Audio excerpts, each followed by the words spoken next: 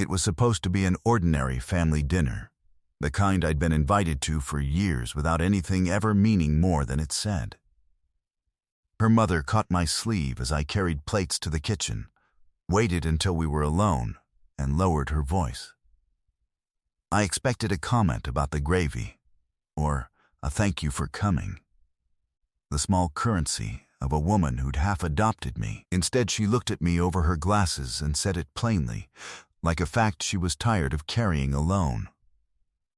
She turned down every man who wasn't you, every single one. I thought you should finally know that. And the dishes nearly went out of my hands. My name is Adam Cole. I'm 35. I'm a stonemason. Walls, fireplaces, the occasional restoration on a building older than my whole family line. It's work that teaches patience and the long view, because stone doesn't care about your hurry, and I'd brought that same slowness to the rest of my life, which is a kind way of saying I'd spent years letting the most important things sit unmoved, because I told myself there was no rush. The best friend was Rowan Mercer. We'd known each other 8 years, since a community woodworking class where we'd both been terrible and competitive about it. And we'd come out the other side as the kind of friends who finish each other's sentences and argue about nothing for sport. She did sound design for a small studio, headphones half on most of the time, and she kept a chipped travel mug covered in stickers that had survived 3 apartments, one of which was a cartoon snail wearing sunglasses that she said was her patron saint. She narrated her own work under her breath, a low-running commentary I used to pretend not to hear. She knew my coffee order and which of my silences meant something was wrong, and across 8 years that knowing had quietly become the steadiest thing in my life. And her family had become mine, in the way these things happen. Her mother Diane had decided years ago that I was a project worth keeping, fed me, scolded me about working too hard, set a place for me at every holiday whether I'd confirmed or not. Her father slipped me beer and talked stone with me on the porch.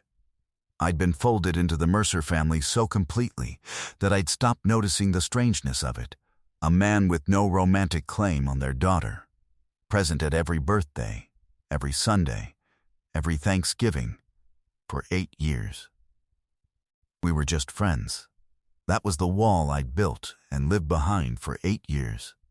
Because friend was a word I could carry without risk. And friend meant I got to keep her and her whole warm, loud family, without ever putting any of it on the line. We'd both dated other people over the years. Her more than me, a steady parade of men who never seemed to last past a few months. And I'd listened to her talk through every breakup over takeout, and told myself the small private ache I felt each time was relief that she still had time for me, and not the other thing. That was the lie.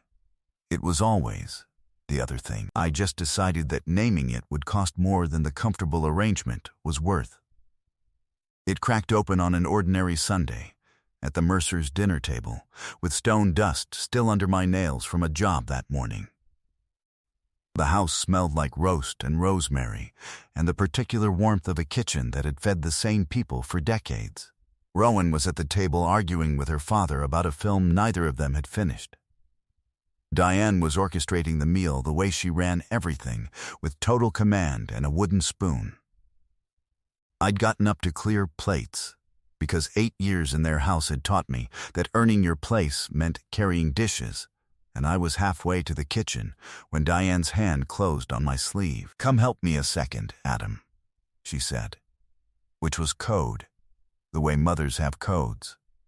She steered me into the kitchen, away from the noise, set down her own stack of plates beside the sink, and for a moment, she just looked at me. The kitchen window was fogged from the cooking. Out in the dining room, I could still hear Rowan laughing at something her father had said. Diane dried her hands on a towel slowly, the way you do when you're deciding whether to finally say a thing you've carried a long way. And then she turned to me with a look I'd seen her give her own children when she was about to say something she'd decided couldn't wait any longer. "How long have you been coming to this house?" she asked. 8 years. About. Why? 8 years. She nodded slowly, like the number confirmed something. 8 years you've sat at my table. 8 years I've watched my daughter bring men around and watched none of them last, and do you know what I finally understood? Somewhere around year 5? She lowered her voice, and her eyes went sharp and bright over her glasses. She turned down every man who wasn't you, every single one. They'd get close, and she'd find the flaw and end it, and I used to think she was just particular. She's not particular, Adam. She's been comparing them to someone the whole time, and the someone has been carrying my plates to my kitchen for 8 years. That landed. I went still. Not dramatically. Just still, a stack of dinner plates in my hands, and my heart suddenly doing something it had no business doing in a kitchen.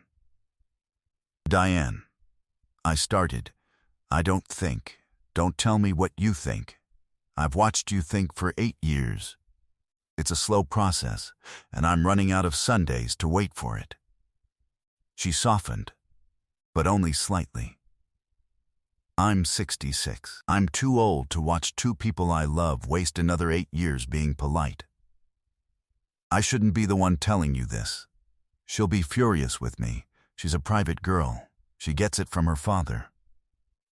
But I've sat at the head of that table for 30 years, and I have never once seen her look at anyone the way she looks at you when you're not watching. And I decided tonight, finally, that somebody at this dinner was going to say a true thing out loud.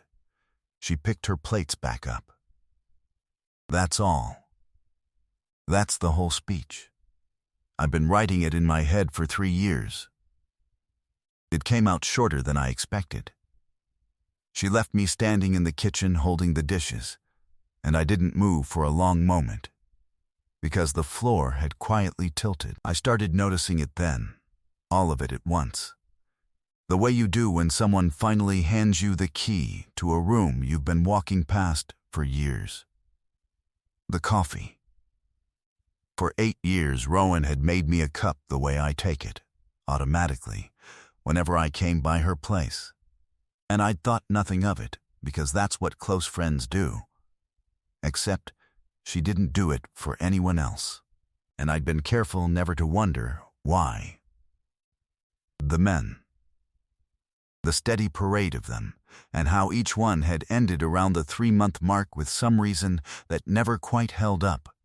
Too boring, too intense, too something, and how she'd always told me first, before her own mother, sitting on my floor with takeout, like reporting back to the person who actually mattered. The wedding, a friend's, 2 years back, where I'd straightened her necklace without thinking, and she'd gone very still and stepped back too quickly and laughed in a key that came out wrong, and I'd filed it under nothing, because nothing was the only file I let myself keep. The snail mug which she'd once held up and said, "This thing's been everywhere with me," and then looked at me a half-second too long before changing the subject. I'd missed it. I'd missed all of it. I'd been so committed to the wall that I couldn't see I was the only thing standing on the other side of it. And the thing her father had said a year back on the porch with 2 beers between us that I'd taken as a joke. He'd looked out at the yard and said, mild as anything, "You know, Adam, you're the only one of her friends I've never had to learn a new name for. The others come and go. You just stay." And I'd laughed and said something about being low maintenance, and he'd given me a long look over his beer and said, "That's not what I meant," and let it sit. I'd changed the subject. The whole family had been trying to tell me, in their separate ways, for years. I'd just been the last person in that house to hear it. I drove home that night not knowing what to do, which is the worst way to drive. And I did the thing I do when I can't sit still with a feeling, except I don't build furniture, I work stone, and you can't exactly lay a wall at 10 at night in an apartment. So instead I sat with my phone and the 8 years and Diane's voice saying somebody was going to say a true thing out loud, and I understood that the someone was supposed to be me, and had been for years, and I'd let an old woman do it for me because I was too much of a coward to do it myself. That is the lie I'd lived in for 8 years. That keeping Rowan as a friend was the safe choice, the one that risked nothing. But it had cost her every man she'd turned away, and cost me every night I went home from her family's warmth to my own quiet apartment, and the only person it had kept safe was the coward in me who couldn't bear to find out. I had poor survival instincts around the Mercer women, all of them, and it had taken the eldest of them to finally tell me so. I texted her at 11. "Can I come by? I know it's late. I need to talk to you and I can't do it tomorrow. I'll lose my nerve." The reply came fast. "My mother said something to you, didn't she? I saw your face when you came back from the kitchen." "Adam, what did she say?" "Can I just come over?" I wrote. "Please," a pause. Then, "The door's unlocked. It's always unlocked for you. That's probably the whole problem." She was on her couch when I let myself in, headphones around her neck, the snail mug in her hands, and she looked up at me with an expression caught exactly between terror and hope, and neither of us said anything clever for a moment. The apartment was dim and quiet and smelled like her, and the rain had started outside, soft against the windows. "Whatever she told you," Rowan said, fast. Before I could speak, "You don't have to do anything about it. My mother is a menace with no respect for other people's emotional cowardice. We can pretend she said nothing. You can sit down and we can argue about a movie, and everything stays exactly how it's been for 8 years. Which has been good, Adam. It's been the best thing in my life, and I would genuinely rather keep it than risk it, so if you came here to be kind and let me down easy, please just don't. I'm giving you the out. Take it." "I don't want the out," I said. "I've been taking the out for 8 years. She went very still. "So I stopped being careful, all at once, the way you set down something you've carried so long you'd forgotten it was heavy. Your mother pulled me aside and told me you turned down every man who wasn't me," I said. "And the worst part, Rowan, the part that's been sitting on my chest the whole drive over, is that I wasn't surprised. Some part of me has known for years and filed it under nothing, because nothing was the only way I got to keep coming to your house and sitting at your table and being your friend without ever risking it all coming apart. I called you my best friend for 8 years because friend was a word I could survive. The real word terrified me. My throat closed, and I pushed through it. Every woman I ever dated, I compared to you and pretended I wasn't. When something good happens, you're the first person I want to tell, before it's even finished happening. When something goes wrong, still you. Always you. I've spent 8 years being half adopted by your family because I couldn't admit I didn't want to be the friend they fed. I wanted to be the one who stayed.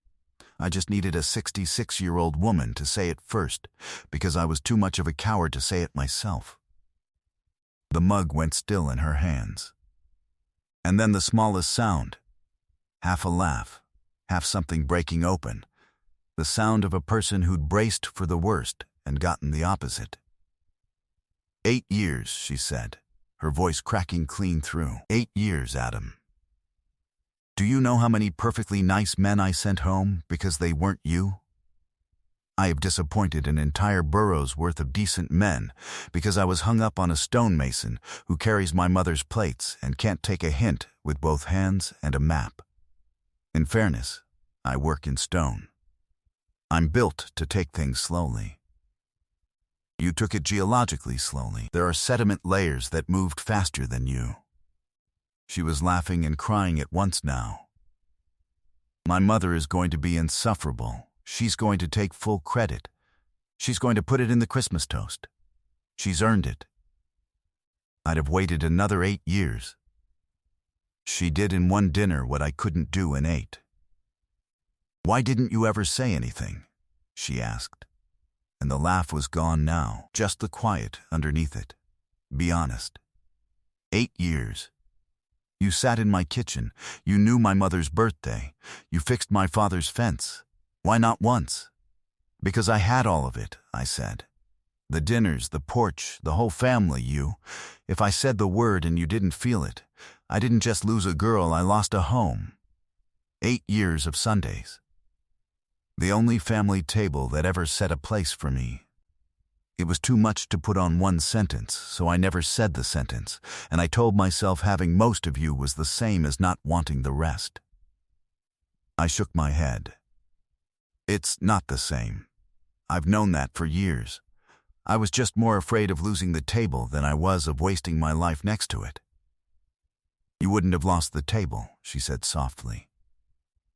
That's the part that kills me. You were never going to lose us. My mother adopted you in year 1.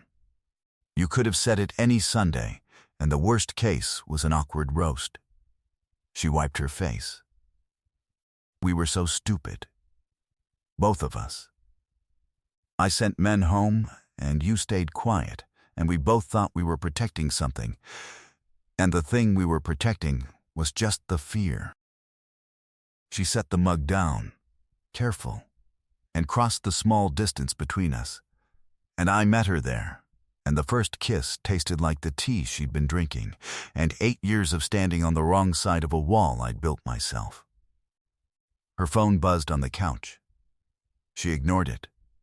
It buzzed again, and she broke away an inch, groaning, and checked it, and started laughing so hard she had to sit down. She turned the screen to me. It was a text from Diane, sent to both of us at once. I don't want details.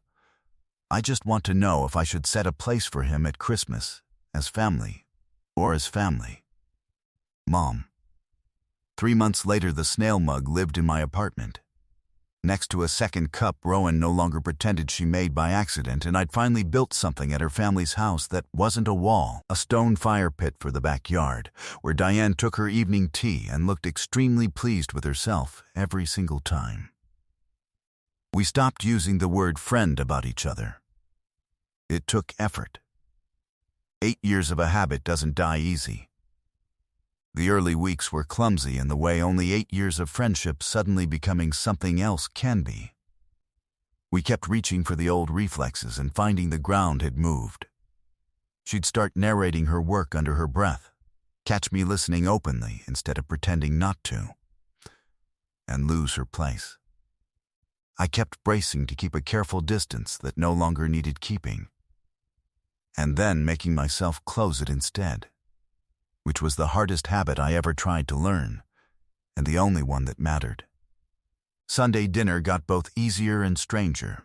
The same table, the same roast, except now I held her hand on top of it instead of stealing glances across it.